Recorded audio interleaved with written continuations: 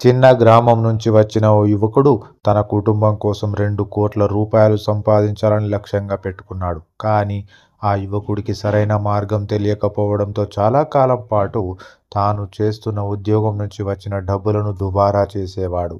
ఆ క్రమంలోనే ఒక అనుభవజ్ఞుడైన ఆర్థిక సలహాదారుడిని కలిశాడు. సిప్ గురించి తెలుసుకున్నాడు.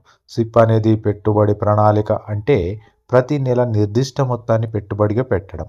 దీనిలో చిన్న మొత్తాల్లో పెట్టుబడి చేయడం ద్వారా క్రమంగా పెరుగుతుంది. దీర్ఘకాలంలో దీని నుంచి అధిక రాబడులు వచ్చే అవకాశం ఉంటుంది. ఇక నెలకు రూ. 3,500. ఈ క్రమంలో యువకుడు ఆలోచించి ప్రతి నెల సిప్పు విధానంలో పెట్టుబడులు చేయాలని నిర్ణయించుకున్నాడు. అందుకోసం నెలకు 3,500 పెట్టుబడి చేయాలని, ఆ విధంగా దాదాపు 27 ఏళ్లు ఇన్వెస్ట్ చేయాలని అనుకున్నాడు. మొదటి నెలలో ఆ మొత్తాన్ని చెల్లించి తన పెట్టుబడిని ప్రారంభించిన తర్వాత యువకుడు ఏడాది తర్వాత తన పెట్టుబడి పెరుగుతుందా లేదా అని తెలుసుకున్నాడు. ఆ క్రమంలో యువకుడు చేసిన పెట్టుబడి క్రమంగా పెరగడం గమనించాడు.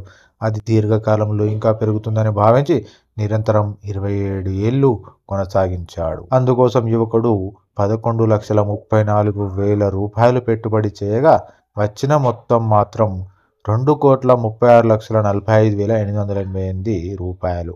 వడ్డీ రూపంలోనే రూ. 2,25,11,888 వచ్చాయి. అయితే ఈ మొత్తం వార్షిక రాబడి 17% చొప్పున తీసుకుంటే ఇవి లభించాయి. చివరకు ఆ యువకుడు 2 కోట్ల రూపాయలకు పైగా పొందినందుకు సంతోషం వ్యక్తం చేశాడు. సాధారణంగా సిప్పు విధానంలో చేసిన పెట్టుబడులకు రాబడి 13-21% వరకు వచ్చే అవకాశం ఉంటుంది. ఆ యువకుని వాస్తవ జీవితం ఆధారంగా సిప్ పెట్టుబడులు తక్కువ సమయంలో చేస్తే దీర్ఘకాలంలో మంచి రాబడులు పొందవచ్చు. గమనిక: ఈ యొక్క ఛానల్ సిప్ పెట్టుబడులు చేయాలని సూచించలేదు, కేవలం సమాచారం మాత్రమే ఇస్తుంది.